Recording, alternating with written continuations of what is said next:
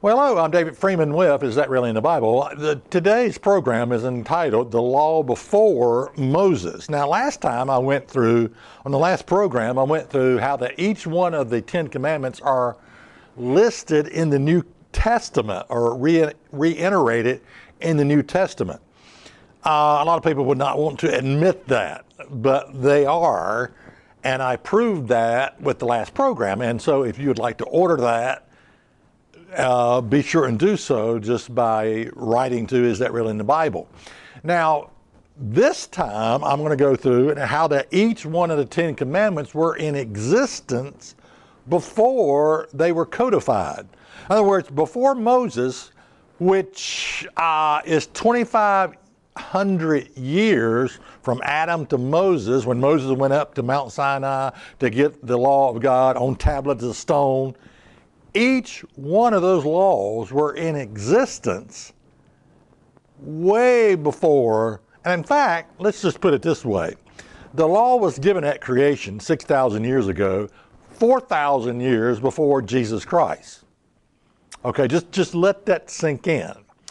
And I'm going to prove that every one of those Ten Commandments were in existence long before Moses ever went up and got the laws from God on a tablet of stone. So Genesis 20 and verse 2, it says, "And Abraham said of Sarah, his wife, she is my sister.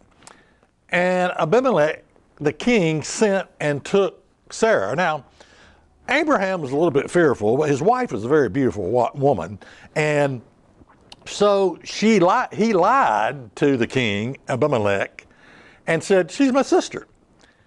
And Abimelech said, "Well, if she's your sister, I'm going to take her into my, collection of wives, and I'm going to take her to be my wife."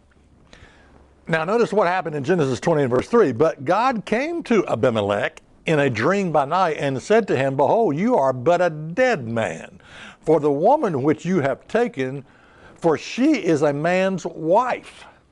Then Abimelech called Abraham and said unto him, "What have you done unto us? And what have I offended thee, that you have brought on me and my kingdom a great sin?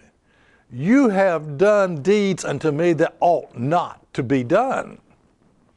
Now, what's amazing about this little story is that Abimelech was a pagan king, and he knows the law of God. And he says, "What is this you have done to me, that you have brought this kind of sin, or the potential for this kind of sin, upon me and my whole kingdom?" How is it that a pagan king knows the law of God, first of all, knows who God is, and knows the law of God, the Ten Commandments? It's an amazing story. And it just goes to prove that the law was given at creation, long existed before before Moses wrote them down on tablets of stone. Check us out on the web at isthatreallyinthebible.com.